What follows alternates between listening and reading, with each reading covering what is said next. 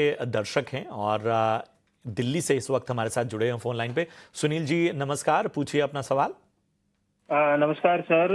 Actually मेरे पास Tata motor holding है last 1 year से। ठीक है, भाव बताएंगे? भाव 180 शेयर में लॉन्ग टर्म के लिए इसको रखना चाह रहा हूं, तो मैं इसके लिए जानना चाह रहा था क्या मुझे रखना चाहिए ये लॉन्ग टर्म के लिए सर। ठीक है, 970 की बाइंग है ना आपकी? जी सर। ठीक है, तो अच्छा खासा नुकसान हालांकि लॉन्ग टर्म के नज़रिए से इन्होंने टाटा मोटर्स में परचेज किया हुआ है। निमेश, काफ़ी ऊपरी स्तरों की इनकी बाइंग है 970 की।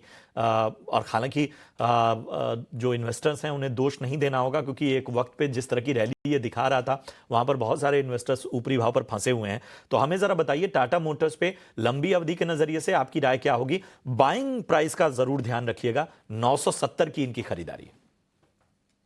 देखिए, स्टॉक को एक हायर लेवल पे एंट्री लिया है। मेरा मानना है कि जब तक कंपनी का अगर देखिए जो चैलेंजेस है वो ग्लोबल चैलेंजेस है, और जब तक ये चैलेंजेस सॉर्ट आउट नहीं होती तब तक कोई बड़ा मोमेंटम आएगा ऐसे चांसेस कम है। हालांकि ज्यादातर नेगेटिविटी ऑलरेडी ये प्राइस के अंदर फैक्टर इन हो चुकी है।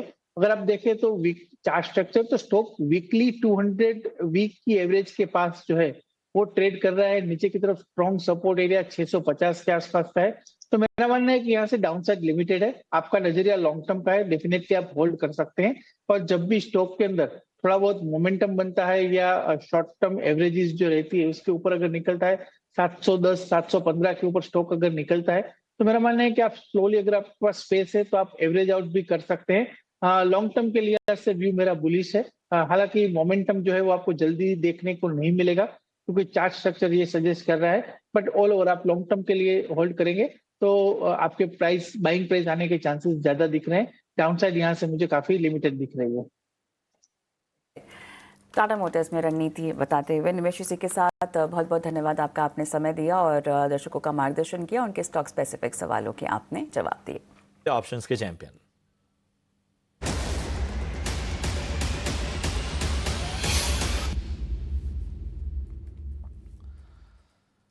और हमारे साथ इस वक्त सेंट्रम ब्रोकिंग से नीलेश जैन साहब जुड़ चुके हैं। नीलेश जी गुड मॉर्निंग, बताइए ऑप्शन की रणनीति आज के लिए क्या है? मॉर्निंग प्रशांत जी, देखिए खरीदारी पर फोकस है जिस हिसाब से स्टॉक स्पेसिफिक हमें कुछ काउंटर्स में काफी अच्छा ब्रेकआउट देखने को मिल रहा है। टाइटन उसमें से एक है जहां पे इस पर्टिकुलर काउंटर ने एक मल्टी मंथ ब्रेकआउट दिया है। फॉलो अप मूव हमें यहाँ पे लगातार पिछले 2-3 दिनों से देखने को मिल रहे हैं, जहां पर हम टाइटन में जुलाई सीरीज के पर्सपेक्टिव से 3800 के ऊपर टाइटन को जाता हुआ देख रहे हैं। इसीलिए यहाँ पे 3700 का कॉल ऑप्शन लेने की सलाह होगी।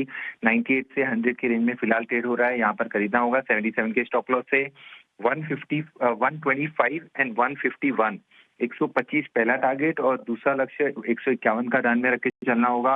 इसका लॉट साइज 175 का, उस लिहाज से रिस्क अप्रोक्सीमेट पर लॉट 4000 का है एंड अप्रोक्स रिवॉर्ड पर लॉट यहाँ पे 9000 तक के बनते हुए नजर आ सकते हैं। तो टाइटन में हम यहाँ से एक तेजी एक्सपेक्ट करके चल रहे हैं, इसलिए यहाँ पे 3700 का कॉल ऑप्शन लॉन्ग करने की सलाह होगी।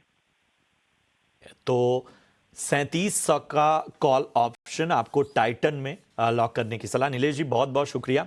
एक बार फिर से आपको ये रणनीति बता देते हैं। 3700 का कॉल ऑप्शन आपको लेना है। 98 रुपये या 100 रुपये ये प्रीमियम पे आपको लेना है। लक्ष्य 125 पहला, दूसरा 151। स्टॉप लॉस यहाँ पर 77 रुपये का रखना है। अधिकतम मुनाफा 9000 तक का, नुकसान 4000 तक का हो सकता है। यहाँ आपको बता दें सेबी का स्टैंडर्ड रिस्क डिस्क्लोजर कहता है कि फ्यूचर और ऑप्शन ट्रेडिंग में जोखिम बहुत है, रिस्क बहुत है, इसलिए सोच समझ कर रणनीति बनाएं और अपने वित्तीय सलाहकार यानी फाइनेंशियल एडवाइजर की सलाह जरूर लें। चलिए